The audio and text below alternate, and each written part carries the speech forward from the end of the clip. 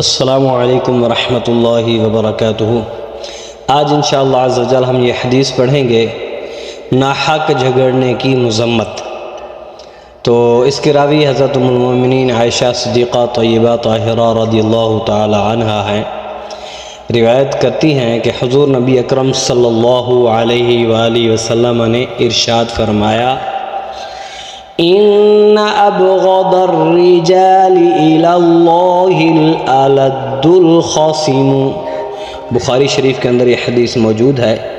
میرے آقا امام الانبیاء حضور علیہ السلام نے ارشاد فرمایا، یقیناً جھگڑالو شخص اللہ تعالیٰ کو بہت ناپسند ہے۔ یعنی جھگڑا کرنے والا جو بھی شخص ہے وہ اللہ رب العالمین کو کیا ہے؟ ناپسند ہے۔ آگے دنیاوی معاملات میں بلا وجہ جھگڑنا یہ آج کل بہت زیادہ ہو گیا ہے۔ اللہ تعالیٰ کی بارگاہ میں بہت ناپسندیدہ ہے کہ بھائی آپس میں لڑ پڑتے ہیں، ہمسائے رشتہ دار۔ یہ لڑائی، یہ جھگڑا اللہ رب العالمین کو بہت ناپسند ہے۔ اگر جھگڑا ناحق بات پہ ہو تو گناہ اور بڑھ جاتا ہے۔ اگر انسان کی غلطی ہے اس کے باوجود وہ اپنے بھائی کو معاف کر دیتا ہے تو اللہ رب العالمین اس انسان کو معاف فرما دیتا ہے۔ کیوں؟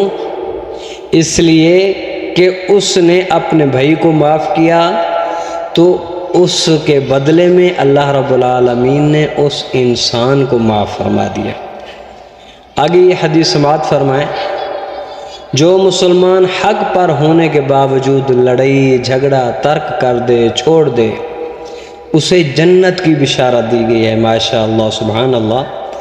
تو اس لیے ہمیں چاہیے کہ ہم کسی کے ساتھ لڑائی جھگڑا نہ کریں، آپس میں پیار محبت کے ساتھ رہیں، چاہے ہم آپس میں ہوں، رشتہ دار ہوں، ہمسائے ہوں، کوئی بھی ہوں، سب کے ساتھ پیار محبت کے ساتھ رہیں تو اس میں اللہ تعالیٰ راضی